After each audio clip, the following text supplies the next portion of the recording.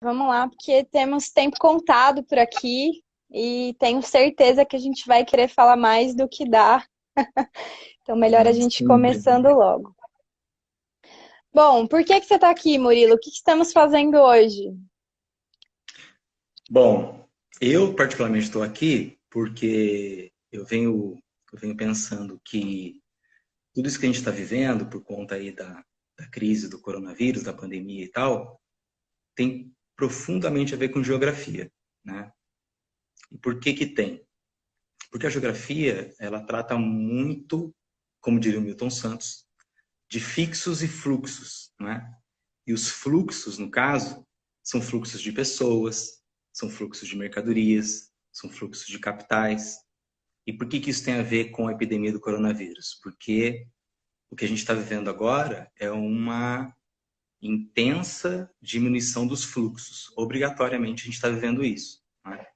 E aí, para a geografia, isso traz uma série de consequências para a gente pensar, tanto no que a gente está vivendo agora, como também para a gente pensar no que a gente pode viver aí nos próximos anos ou até nas próximas décadas, né? Então eu acho que essa crise ela está trazendo para a gente uma reflexão muito espacial, claro, puxando o sardinha para o meu lado. E você, está fazendo o quê? Bom, minha vez de puxar a sardinha, então, hein? A É, redação, ela na verdade sempre trabalha com questões muito atuais, né? Então, os temas, o que os vestibulares escolhem para cobrar, são sempre questões que tiveram em pauta, que tiveram em destaque ao longo daquele ano, né? Salvo raras exceções que colocam questões mais gerais, tempo, homem. No fim, a gente sempre está falando sobre o que a gente está vivendo. Então, toda essa experiência, toda essa transformação social da comunidade, de como a gente tem convivido ou não convivido tão intensamente de forma presencial, isso com certeza vai virar tema, vai ser cobrado de alguma forma. Então, é importante que a gente pense junto, que a gente prepare os nossos alunos para pensar sobre isso, caso eles se deparem com algum tema que com certeza vai aparecer. E quando cai, normalmente cai puxando para um dos eixos, né? Então, é possível cair com um viés mais social, com um viés mais econômico ou com um viés mais político. E aí, a ideia é que a gente vá seguindo esses eixos para conversar aqui e recebendo as colaborações, as contribuições que o pessoal venha colocando no chat, né? O que que você acha da gente beleza. começar pelo econômico? Vamos? Eu acho legal. Eu só queria fazer uma ressalva antes, né? Manda. Inclusive, já agradecendo umas perguntas que a gente recebeu, mas como aqui somos duas pessoas de humanas, Ah, né? sim. O nosso foco vai ser mais voltado aí para os impactos da pandemia no que se refere, no que tange à organização da sociedade, né? Uhum, Então, os eixos que a gente vai tratar são só eixos nesse sentido. sim. Daqui a pouco a gente não ficar falando bobagem aqui do que a gente não entende, né? Senão a gente tem que chamar o pessoal da biologia aí para responder sobre máscara, transmissão, né? Tem muita gente boa, mas deixa que em outro momento eles fazem isso, né? Isso aí. Partimos da economia, então? Vamos lá. Bom, então, como a gente vem conversando, acho que em termos econômicos, né, o que a gente vê claramente já para agora, né, é uma redução da atividade econômica, né, que deve gerar uma forte retração do PIB de muitos países do mundo, inclusive do Brasil, né? Quando a gente fala em PIB, vamos lembrar, a gente está falando aí da soma de todas as riquezas produzidas no país ao longo de um ano, né? Uhum, E nesse momento, a gente está, evidentemente, com uma queda da produção de riqueza, né? sim. E isso tem muito a ver com a pandemia, basicamente por duas coisas. Porque quando a gente fala em economia, a gente se preocupa muito com analisar, se preocupa muito em analisar a oferta e a demanda, né? A Uhum, gente pode ter uma crise econômica, quer dizer, uma retração do PIB diretamente ligada à queda da demanda, E pode Uhum. ter também uma redução ligada à queda da oferta. Sim. 29, por exemplo, a crise de 1929 foi uma crise muito ligada a um problema de demanda. Não havia Uhum. demanda suficiente para dar conta de toda a produção, de toda a capacidade produtiva que os Estados Unidos tinham acumulado desde a Primeira Guerra Mundial. Então a Sim. gente tem ali um problema de superprodução, ou, colocando de outra maneira, um problema de subdemanda, uma demanda insuficiente para dar conta de toda aquela capacidade produtiva. Um outro caso que a gente podia pensar para comparar seria o caso do pós-guerra, do imediato pós-guerra na Europa, quando Uhum. aí as fábricas estavam destruídas, boa parte da população tinha morrido, né? E aí a gente tinha, portanto, uma crise de oferta, né? Uhum. A economia europeia não era capaz de ofertar mercadorias que as pessoas poderiam consumir, né? Exatamente porque as forças produtivas, a estrutura produtiva estava muito prejudicada. O que a gente tem nesse momento é, infelizmente, uma crise tanto da demanda como uma crise da oferta. Uhum. A gente tem uma crise da demanda porque as pessoas não estão podendo consumir muitos serviços que elas consumiam anteriormente, né? A gente Sim. não está podendo ir no restaurante, a gente não está podendo fazer uma viagem, a gente não está podendo, enfim, ir para fazer um monte de coisa que a gente fazia Uhum. e que acabava levando ao consumo de mercadorias, de serviços e tal. Por outro lado, a produção também está prejudicada, a oferta também está prejudicada, né? Uhum. Porque fábricas estão paradas, os próprios restaurantes, né? Enfim, um monte de atividade econômica paralisou nesse momento, exatamente porque envolve aí um problema de evitar a aglomeração de pessoas. Sim. Então a gente tem uma crise da oferta e a gente tem uma crise da demanda, ou uma queda da oferta e uma queda da demanda. E aí, necessariamente, né, de maneira inescapável, a gente tem um retrocesso da produção de riqueza e, portanto, do PIB. Uhum. Isso já pensando no momento atual. Sim. Agora, você poderia me perguntar, E no se eu futuro? estiver falando demais, né, exatamente, você poderia me perguntar isso daí no futuro, né? Quando isso não vai acabar daqui a pouco a gente não vai voltar ao normal e tudo mais? A gente espera que sim, a gente espera que volte ao normal e que fique tudo ok, O legal. quanto No antes, né? entanto, sem dúvida, né? O quanto antes for possível, né? Não adianta a Sim. gente querer atropelar as coisas, não é? Sim. Mas enfim, a gente espera que seja possível voltar logo. Mas a verdade é que a gente tem que avaliar de maneira bastante tranquila, apesar de ser uma realidade dura, é que as atividades econômicas não voltam ao normal de maneira tão rápida e tão imediata. Sim. A retomada não é tão simples assim, né? Uhum. A gente pode pensar que a economia é um conjunto muito complexo de agentes, né, de produtores, de compradores, de investidores, de financiadores. Então, tem Sim. muita gente envolvida na economia. E, portanto, quando a gente tem um processo de paralisação ou de desaceleração, como a gente está vivendo agora, a retomada também tende a ser muito lenta. E Uhum. principalmente por um fator que eu gostaria de destacar, que é o fator da confiança. É muito importante em economia a questão da confiança. Sim. Tanto para quem vai consumir as coisas, como também para quem vai produzir as coisas, né? Você tem o seu salário, eu tenho o meu salário, as pessoas têm o salário delas e tal, e a gente poderia consumir coisas. Mas Uhum. muita gente está preocupado com o fato, ou com o risco, né, de não ter salário, ou de ter o seu Uhum. salário diminuído daqui a um tempo. Então, isso Sim. necessariamente faz as pessoas diminuírem as pretensões de consumo, porque elas estão inseguras, né? Uhum. Quem que vai comprar um carro nesse momento? Quem que vai financiar uma casa nesse momento, né? Ou Sim. seja, quem que vai adquirir uma dívida de meses ou às vezes anos sem ter muito claro como é que vai ser o futuro. E Até da parte dos porque, investidores, desculpa interromper, mas para que serve o carro hoje, né? Para quê? exatamente, Ele tá exatamente. parado, tá na garagem, faz o quê? Um mês. Raramente a gente precisa sair, né? Somos muito privilegiados por isso, é mais para ir ao mercado, enfim. Mas para que comprar um carro agora, né? Então as pessoas também podem não ver sentido em adquirir isso. Então pode ter o receio de gastar, mas também tem um pouco de uma nova forma de ver esses bens de consumo, né? É verdade. E, inclusive, a utilidade ou não desses bens de consumo vai depender um pouco do que vier daqui para frente. A gente vai, Sim. daqui a pouco, conversar sobre novas possibilidades de trabalho, uma nova possibilidade de organização da cidade, até de repente, e isso também vai acabar influenciando as decisões de consumo das pessoas, né? Uhum.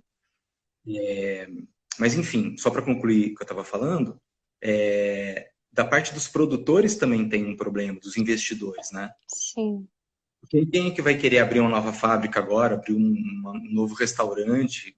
Novo restaurante só se for delivery, né? Nesse É. momento. E, na verdade, os que já existiam já se converteram aí para o delivery, para Sim. poderem sobreviver nessa crise, né?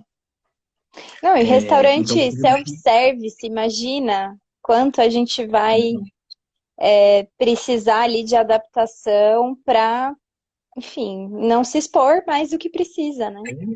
imagina assim, a segurança para a gente. Eu fui a última, lembro a última vez que eu fui no restaurante self-service, que já estava rolando essa coisa toda da pandemia, né? A gente já tinha parado as atividades na escola e tal. E Uhum. eu entrei porque era um domingo aqui em Jacareí e tal.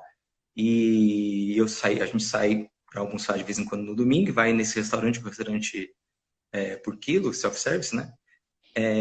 E aí, de repente, eu me vi ali dentro e falei assim, nossa, mas que estranho estar aqui, né? Que Uhum. aparentemente perigoso estar aqui. Não era perigoso antes, agora parece arriscado, né? Então, Sim. realmente, isso é outro detalhe. Eu queria fazer um comentário de uma pergunta que eu vi o professor Tiago Costa colocando aí. Aham. Achei bem interessante a pergunta dele. Ele falou o que eu acho de um novo plano Marshall pós-pandemia, né? Para a gente não ficar só no que não está dando certo, só no problema, né? A gente podia falar um pouquinho também das propostas de superação, ou pelo menos propostas para amenizar o problema, né? Pessoal que vai fazer Economistas, a redação Enem agradece. exatamente, propostas de intervenção Exato. solidária, né? Então, muitos economistas, inclusive economistas que tinham um viés mais liberal, lembrando que, né, na economia tem o pessoal mais liberal, que prega que o Estado deve interferir menos na economia, e a galera mais intervencionista, né, de tradição keynesiana, que entende que o Estado sempre tem mesmo que ter um papel mais relevante, mais presente na economia. Mas mesmo economistas de viés liberal estão falando agora sobre a necessidade de alguma coisa, como o Thiago falou, uma espécie de um novo plano Marshall. Para quem não está Uhum. lembrando, o plano Marshall foi um plano de ajuda dos Estados Unidos para a Europa após a Segunda Guerra Mundial, que tinha vários objetivos, né? Mas o principal objetivo, o objetivo econômico, era proporcionar a reconstrução da economia europeia e também manter a parceria econômica dos Estados Unidos com a Europa, né? A parceria econômica. E aí é um ponto bastante interessante, que a gente pode pensar que é o seguinte, os Estados Unidos já tinha a experiência da crise de 1929, em que ele viu, né, quando ele percebeu que ter uma capacidade produtiva sem ter parceiros comerciais não adiantava nada, Uhum. né? Então, os parceiros comerciais são muito importantes. E por Sim. isso, nesse momento, a gente realmente tem que se preocupar em recuperar economias, recuperar a vida material das pessoas para que a economia possa voltar a fluir, né? E aí, portanto, vários economistas têm pensado na grande necessidade de que o Estado crie estratégias para retomar para apoiar a retomada da demanda, principalmente. Ou seja, Uhum. fazer com que as pessoas tenham dinheiro para consumir nesse período pós-pandemia, para que a economia volte a crescer, né? Me parece que medidas desse tipo vão ser inevitáveis. Não vai Uhum. dar para sair da crise econômica sem que os estados tenham uma intervenção bastante assim, pesada, né? No sentido Uhum. mesmo de proporcionar renda, proporcionar novos investimentos e dessa maneira aumentar a demanda novamente e fazer a economia voltar a girar. Mas isso pode gerar um endividamento, né? A gente pode ter esses estados que vão assumir essa responsabilidade, que é uma responsabilidade necessária para o mercado voltar a fluir, mas que num primeiro momento eles podem ter que assumir algumas dívidas para conseguir colocar essa grana para funcionar, falando bem informalmente, mas colocar esse dinheiro para circular de volta na economia pode gerar um endividamento inicial, não pode? Pode, exatamente, é uma ótima colocação essa daí. Bom, nesse sentido, a gente tem dois pontos que a gente podia falar um pouco, dos quais a gente podia falar um pouco, né? O primeiro é que eu já vi alguns economistas falando, a Mônica de Boer, por exemplo, que é uma economista importante, brasileira, dá aula nos Estados Unidos e tal, e eu estava Uhum, vendo uma entrevista dela esses dias e ela estava dizendo duas coisas sobre isso, duas coisas sobre as quais eu vou falar. A primeira coisa, que o alto nível de endividamento pode ser um novo normal para os estados após a pandemia, né? Quer dizer, quanto é o nível de endividamento alto demais, né? No uhum, momento que a gente está, a gente tem um certo parâmetro para isso, né? O Brasil, por exemplo, deve estar hoje em dia em torno aí, com um endividamento em torno de uns 80% do PIB. Os uhum, Estados Unidos têm um endividamento em torno de 110% do PIB, né? Países europeus que estão em crise já há bastante tempo, como a Grécia e a Espanha, têm um endividamento bem maior, cerca aí de 150%, 160% do PIB.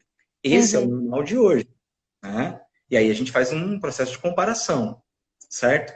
Sim.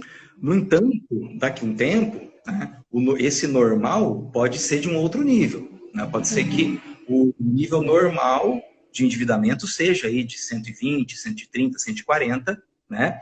E que os casos mais graves sejam aqueles que estejam lá para cima de 200% de endividamento em relação ao PIB, né? Podemos Ou mudar os seja, nossos parâmetros, então, é isso. exatamente. Uma quebra E aí tem um total outro dos nossos ponto. paradigmas, assim. Exatamente. Assim, e por que isso pode parecer estranho, né? Mas a gente tem que lembrar que na economia todo mundo trabalha com expectativas, né? E Uhum, com critérios desse tipo. Então, por exemplo, por que é um problema um país estar muito endividado? Porque os investidores ficam receosos de comprar títulos da dívida pública desse país e dessa uhum, maneira correr o risco de não receberem seu dinheiro de volta depois, né? sim. Mas eles fazem comparações, eles comparam o que é um país muito endividado com o que é um país pouco endividado, né? Uhum. Então esses critérios que podem mudar daqui para frente. E o outro ponto que eu queria comentar que a Mônica de Boer falou nessa entrevista que eu assisti, é que os juros sobre as dívidas públicas pode acabar diminuindo muito, obrigatoriamente pode diminuir daqui a um tempo. E aí, Uhum. se um governo é endividado, mas os juros sobre a dívida são baixos, o endividamento não é um problema tão sério assim. Que é exatamente o caso que já acontece com o Japão. O Japão é o país mais endividado do mundo em termos proporcionais. Ele tem mais de Uhum. 200% de dívida em relação ao seu PIB, né? Mas isso não é um problema muito sério. Por quê? Porque o nível de juros sobre a dívida do Japão é muito baixo. Enfim, era só para comentar isso daí, tá? Sem querer Bom, muito, estamos com muito me 20 prolongar, minutos de live né? e apenas no primeiro tema. Vamos Vamos continuando, tentar vamos para os em- próximos. vamos tentar nos encaminhar para o segundo eixo aí? Você tem mais alguma Vamos lá, consideração sobre economia? eu queria colocar só mais uma coisa, então, Então rapidinho. manda, vamos. Numa perspectiva de médio e longo prazo, né? Médio e longo prazo, eu estou pensando assim, em anos, 2, 3 anos, que seria o médio prazo, ou mais de 10, 15 anos, que seria aí já um longo prazo, né? A gente pode ter também uma mudança de outros paradigmas na economia, como, por exemplo, uma diminuição real dos fluxos econômicos internacionais, né? Por conta de países percebendo que num momento como esse, depender da importação e da exportação é muito complicado, né? Isso te dá uma grande fragilidade. A gente vê nesse momento muitos países, por exemplo, que ficaram completamente fragilizados por não terem mais empresas que fabricam coisas básicas, material hospitalar básico, máscara, seringa, luva, porque já era tudo importado, né? sim. Então isso pode alertar muitos países no sentido de fazer com que eles adotem políticas de reindustrialização, ou a gente poderia colocar políticas de renacionalização da produção, né? O que necessariamente poderia levar a um processo de diminuição dos fluxos econômicos internacionais. Isso também pode ser uma mudança esperada para os próximos anos que estão por vir. Sim. Mas tá bom, já falar de economia. Vamos falar de política agora, então. Falar de política. Nossa, Pode mas ser? esse é um ponto delicado, né? Pensar nessa desindustrialização, porque ela vai totalmente na linha do contrário do que a gente estava vendo, de uma hiperglobalização e um contato e mercadorias em completo fluxo. Acho que é por isso que a gente está tão impactado, né? Porque é uma mudança muito repentina, muito brusca do que era o modelo que estava em curso. Acho que é isso. A gente podia falar até, de repente, de uma tendência de desglobalização. Claro que não absoluta, não total, né? Sim. Mas pelo menos parcial. Muito bem, então tá bom. Vamos seguir para a política. Será que a gente consegue elencar principais mudanças esperadas? Olha, vamos começar falando um pouquinho sobre como alguns governos do mundo vêm lidando com o problema do coronavírus. Pode ser? Pode, topo. Então, a gente viu que alguns países, principalmente países asiáticos, onde se iniciou, pelo menos o que a gente sabe até agora, né? Que é onde se iniciou o problema, esses países estão lidando muito bem com o problema. Estão lidando muito, muito melhor do que os países ocidentais, do que os países europeus, do que os Estados Unidos, né? Imagina a China, que é, teoricamente, onde surgiu o vírus, onde começou a pandemia, né? Ela está hoje com um número de mortos e número de infectados absurdamente maior do que o de países muito menores em termos de população do que ela, né? Como a Itália, a Espanha e mesmo o Brasil. Né? Sim. Então, isso já levanta para a gente um aspecto para a gente pensar. Né? Quer dizer, o que tem na política desses países, né, que vem fazendo com que eles tenham um grande sucesso ao combater essa epidemia, essa pandemia. Né?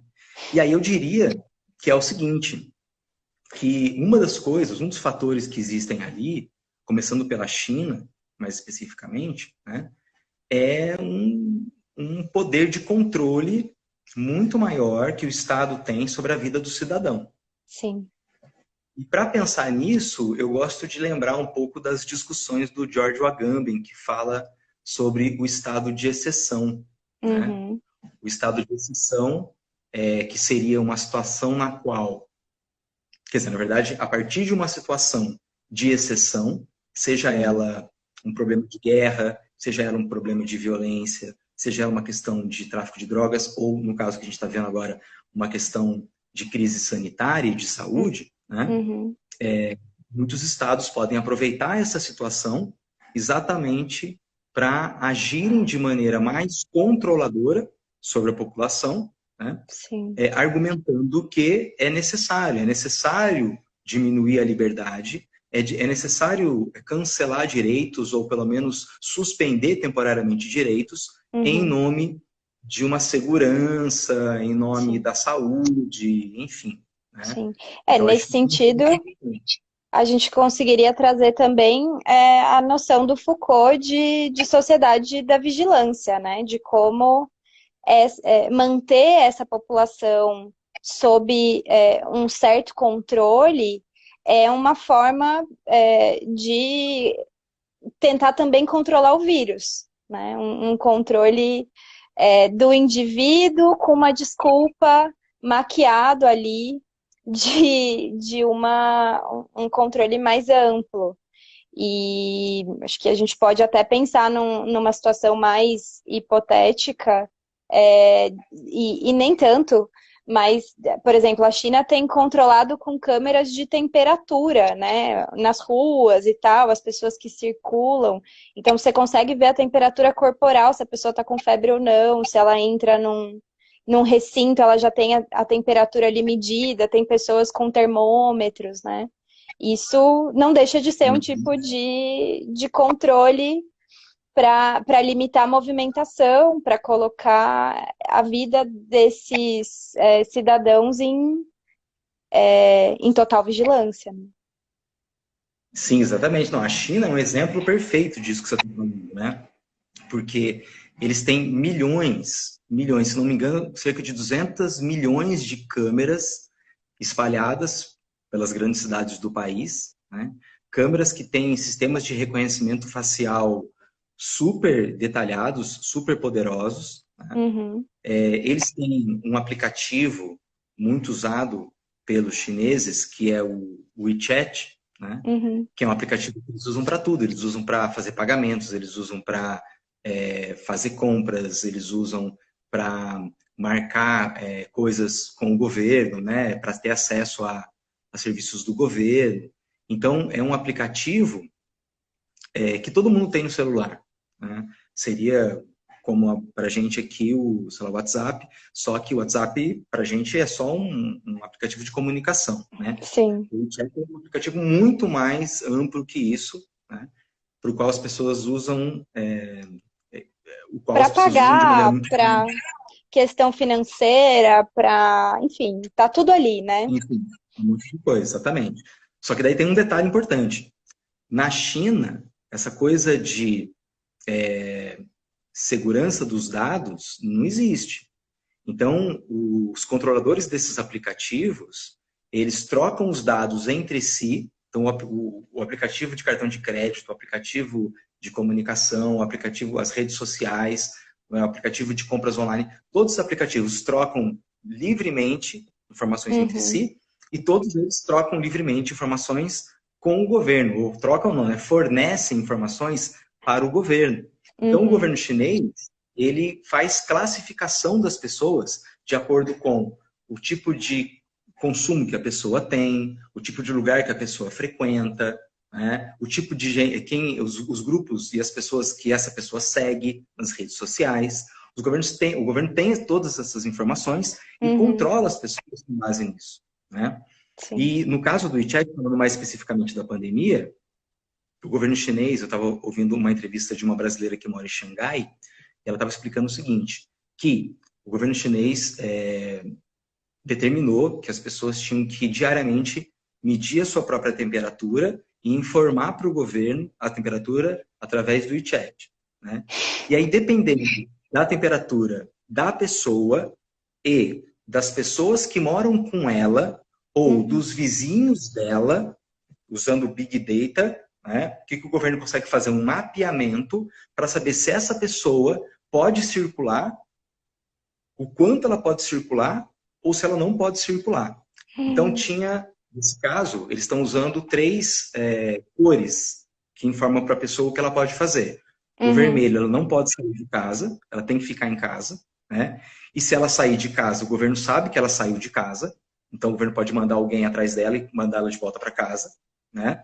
O Sim. amarelo, a pessoa pode sair de casa, mas com um limite do entorno, né, para ir numa Uhum. farmácia, para ir num supermercado, alguma coisa assim. E o verde, aí sim a pessoa pode andar livremente. Mas isso, veja bem, não depende só da condição dela, depende da condição da família dela, da condição dos vizinhos dela, né? Então isso não é totalmente sociedade de vigilância? Sim. Né? Extrapola até para uma questão de controle, né? De uma biopolítica mesmo, um controle que pega o corpo das pessoas e a partir das características, das doenças, da condição de saúde dela, vai fazer política em cima disso, deixar ela circular ou deixar de circular, colocar É. limites, né, em posições ali, que loucura.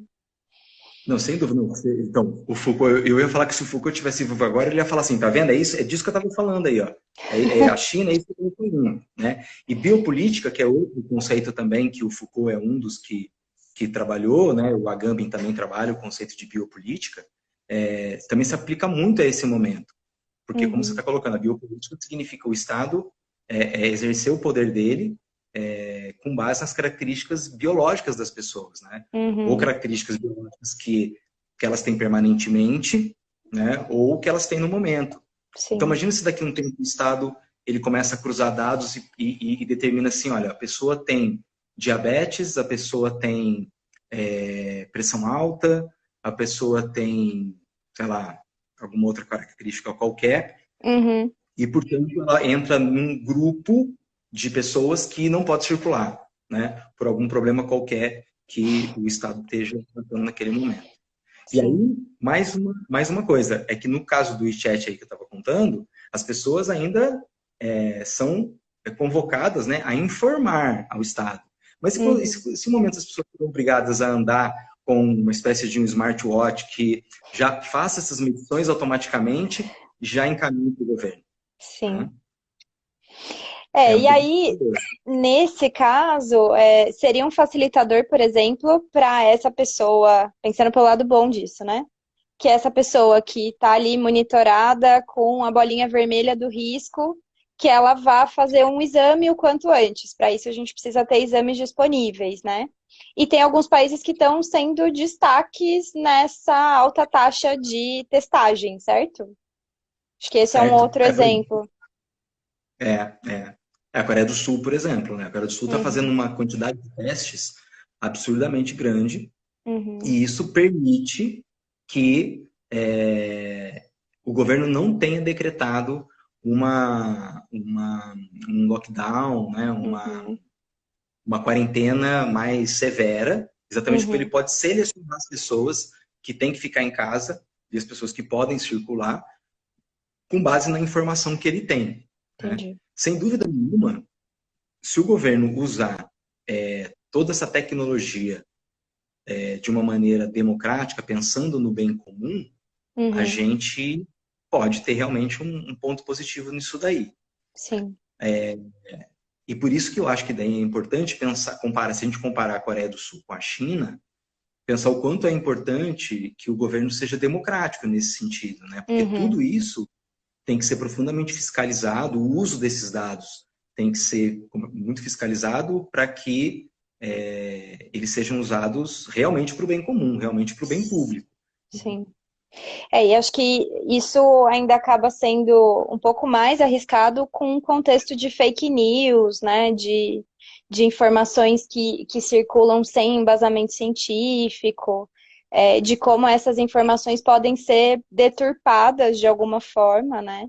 E como esses governos têm um papel importante para evitar essa disseminação, para garantir uma imprensa livre e realmente valorizando informação científica, fontes de qualidade, né? Então, tudo está muito relacionado mesmo. Imprensa, pesquisa científica, universidade, instituições democráticas, né? Tudo Sim. isso tem que andar junto. A tecnologia sozinha, com um governo autoritário, pode ser muito perigosa. Né? Uhum. Mas se a gente colocar tudo isso junto, aí realmente pode ser uma saída interessante e talvez seja a saída necessária, né? Talvez seja uma ferramenta, pelo menos, né? Não uma saída, porque não existe uma saída só, porque também não Uhum. existe um problema só, mas Sim. talvez uma ferramenta indispensável aí para a gente Uhum. lidar com esse tipo de problema agora e no futuro. Sim.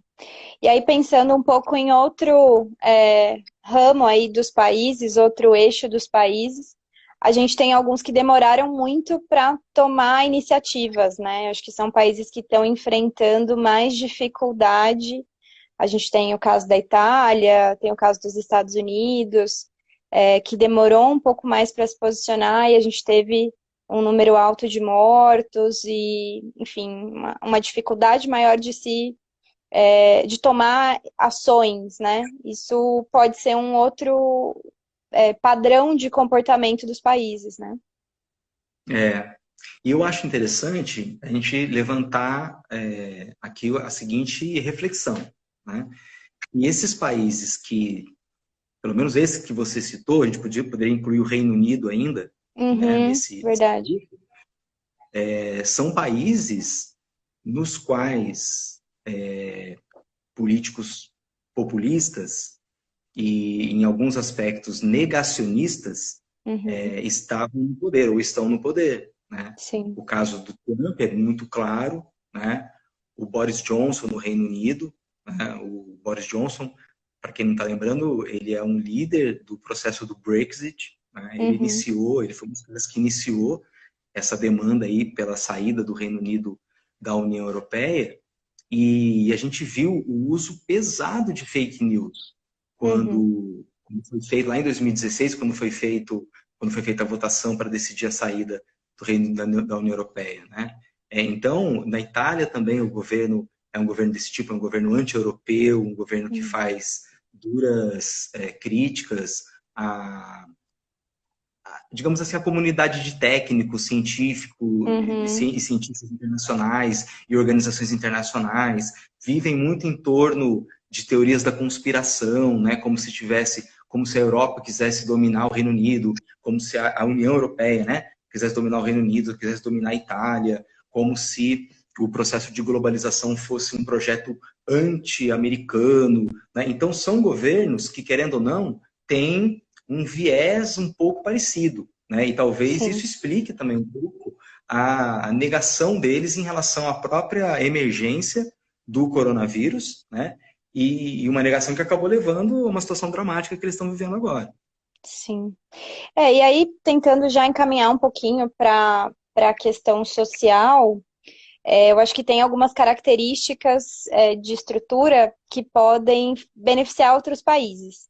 Acho que o caso da Nova Zelândia é um desses, porque já tem ali um isolamento natural, Geográfico.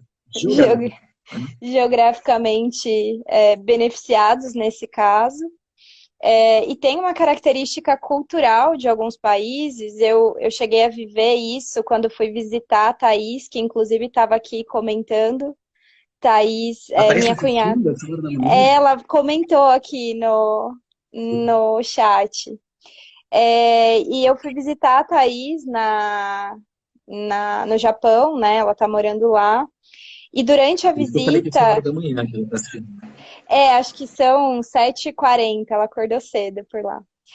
É. É, durante a visita, eu tive sintomas de gripe, né? E a gente estava usando bastante transporte público, como é habitual nesses países. E quando eu comecei a ter sintomas, eu percebi um tratamento. As pessoas me olhavam meio esquisito, assim, né? Tipo, o que que tá acontecendo? E a gente repara que eles têm o costume de usar máscaras em transporte público, em locais públicos, né? E aí ela estava comentando que isso é uma decisão do indivíduo para preservar os outros, né? Não é para ele não se contaminar. É se ele está com sintomas, para ele não transmitir.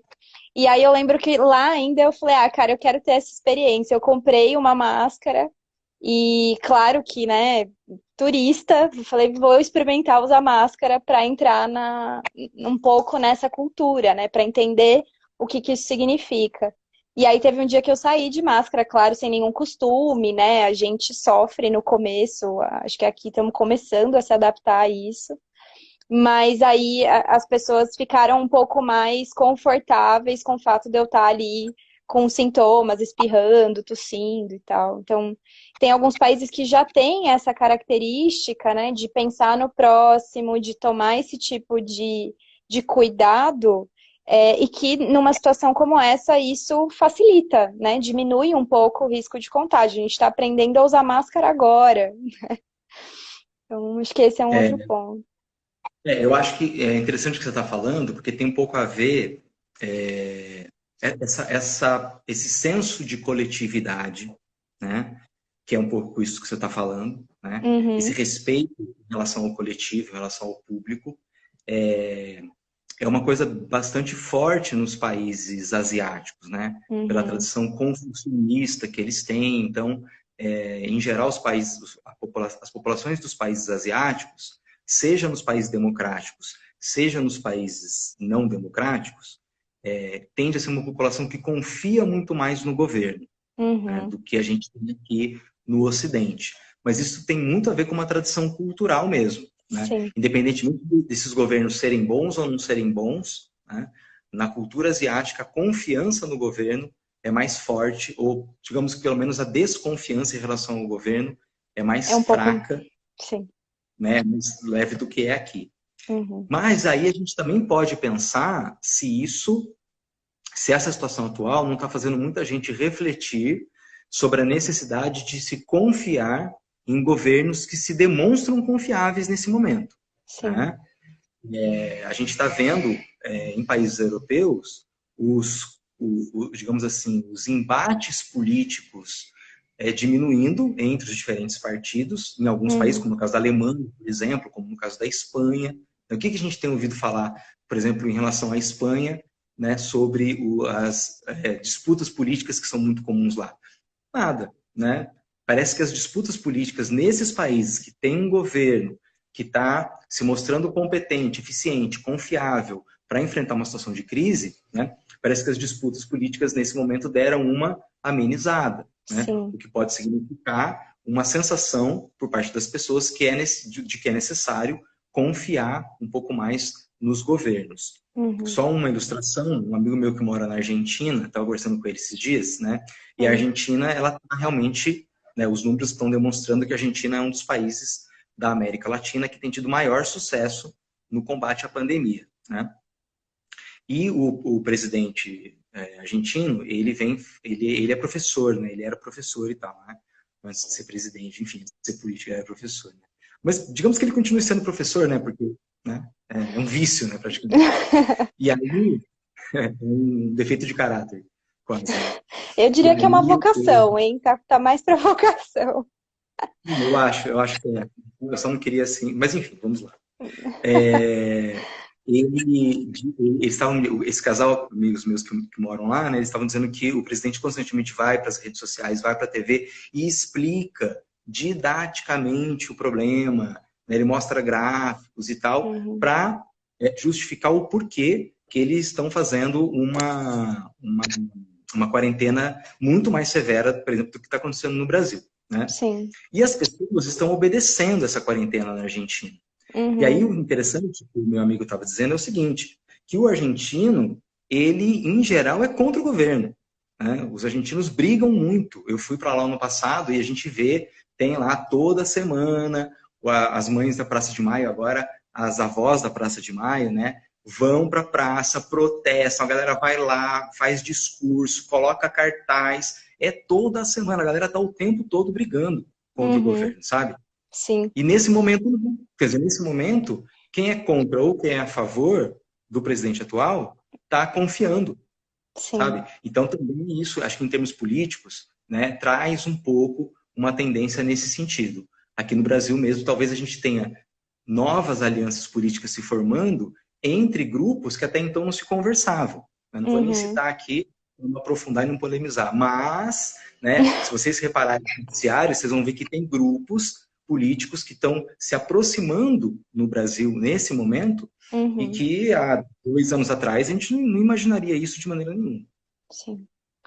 Bom, vamos nos encaminhar aqui para o terceiro e último tópico, agora definitivamente, que a gente tem só mais 14 minutos antes que a live termine automaticamente.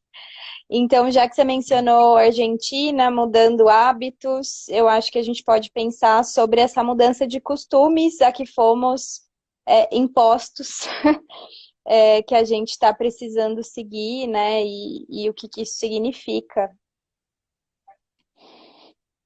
É, quer começar a falar sobre isso ou eu falo? Bom, posso começar, vamos lá. Acho que um dos primeiros pontos é como a gente acaba descobrindo novas possibilidades no digital, né? Eu fazia, por exemplo, aula de música em São Paulo e eu parei de fazer, porque eu me mudei para São José, E essa semana eu descobri que a professora estava dando aula pela internet e falei, vou voltar a fazer. E aí, enfim, um tipo de experiência que a gente não teria não fosse a pandemia, né? Tentar ver aqui um pouquinho do lado bom disso tudo.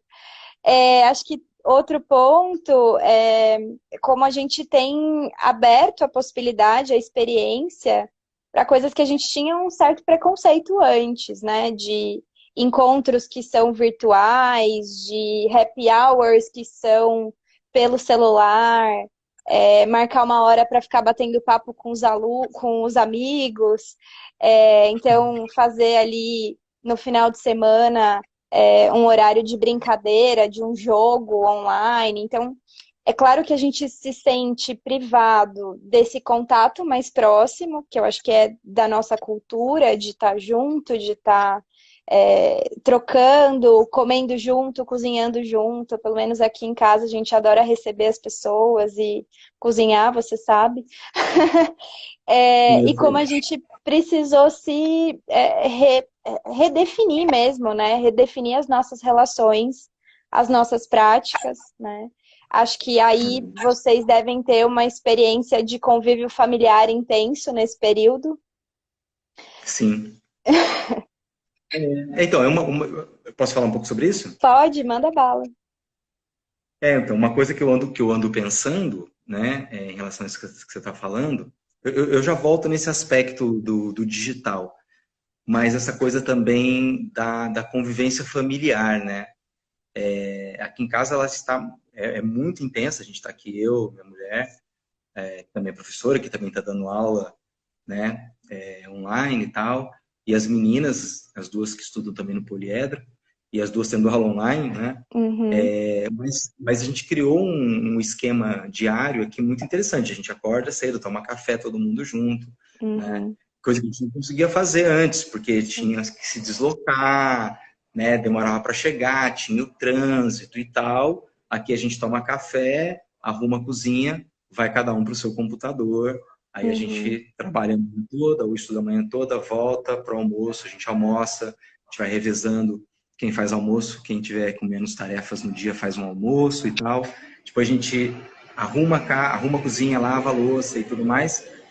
E à noite se reúne para assistir um filme, para assistir uma série, para conversar, né? Então está sendo uma convivência também muito intensa, muito intensa. uhum, Né? O que eu acho que é uma coisa que vai ficar marcada para todo mundo. Quem tem filho pequeno, tem minha irmã, por exemplo, tem um filho pequeno, tem um sobrinho lá lindo de 3 anos, meu irmão também um filho menor ainda, mas eu fico vendo como que os pais que têm filhos pequenos estão tendo uma experiência intensa com essas crianças nesse momento. Eu tenho sim, certeza que para uma criança de 5 anos, de 6 anos, que já estava na escola, que às vezes ficava o dia inteiro na escola, enquanto o pai ficava o dia inteiro trabalhando, enquanto a mãe ficava o dia inteiro trabalhando, o quanto que essa uhum, experiência de aproximação com a família vai ficar marcada para essas crianças. Né? A sim. gente sabe que nem sempre é fácil, porque ainda mais com criança Muito pelo pequena, né? contrário, né? Eu Sim. estou numa situação privilegiada, porque a mais nova tem 14, a outra tem 19, então, enfim, né? Uhum. É tudo mão de obra para fazer as coisas, mas, de qualquer Sim, maneira, eu acho uma coisa interessante sim. essa nova Mas experiência. pensando em mães solo, né? Mães solteiras que vão ali manejar trabalho e os filhos e ainda acompanhar com tarefas, não é uma tarefa fácil, né?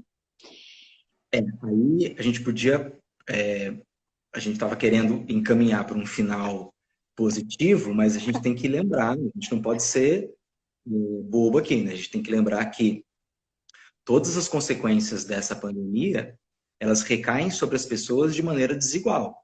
Né? Sim. Então, a gente está falando aqui de uma situação privilegiada, né? Com o salário caindo na conta, com o trabalho todos os dias, um trabalho significativo, inclusive, interessante, com novas Sim. descobertas. Né?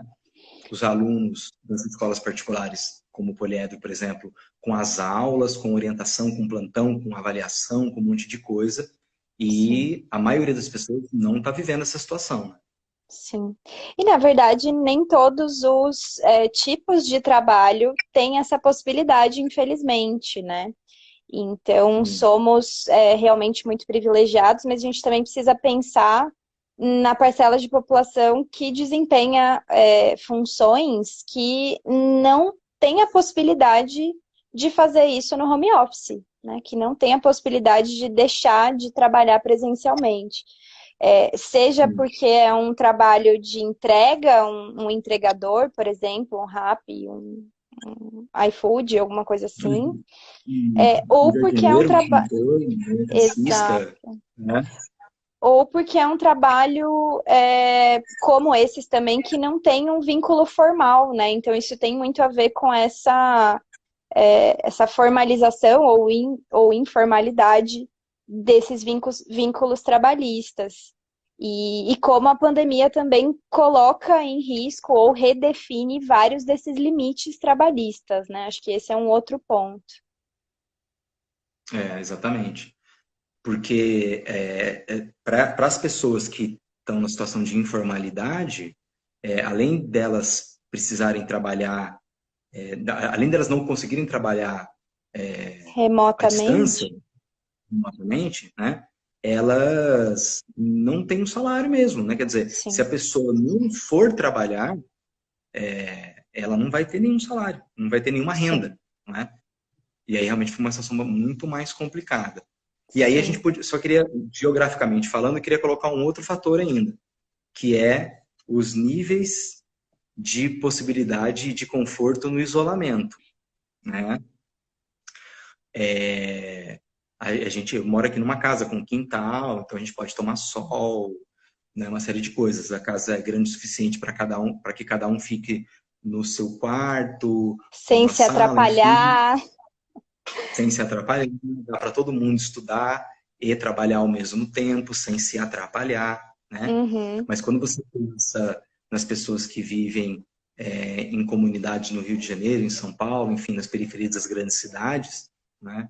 Com casas muito pequenas, né? Barracos mesmo, muitas vezes e tal, a situação é muito diferente.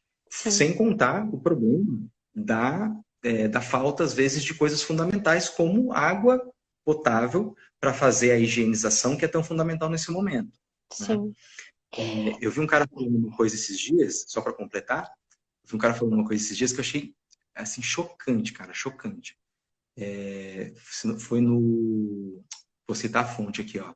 Foi no podcast da revista Piauí, né, do Foro de Teresina. Na verdade, era o fim da quarentena, mas que é também, né, da galera lá da revista Piauí. E Uhum, aí o cara estava falando o seguinte, eles estavam comentando sobre essa questão mas daqui a pouco tem uma tecnologia aí que vai salvar tudo isso e tal. E eles estavam falando sobre o problema da gente ter uma esperança simplesmente na tecnologia. E aí o exemplo que o cara deu, né, que o jornalista deu foi o seguinte, se hoje a cura da AIDS dependesse apenas da pessoa tomar água potável e limpa todos os dias, mais de 80% da África subsaariana não teria acesso à cura da AIDS. Entende? Olha sim, como a coisa está muito mais embaixo, né? sim. A falta de acesso à água potável. Mas nesse caso, mesmo pensando numa realidade um pouco mais privilegiada, sei lá, São Paulo, os apartamentos não são pensados para você ficar o dia inteiro dentro de casa, né? Não bate Sim. sol. Eu morei num apartamento em São Paulo que era muito gelado, muito frio, porque não batia sol. Tinha vários prédios em volta, não pegava. E imagina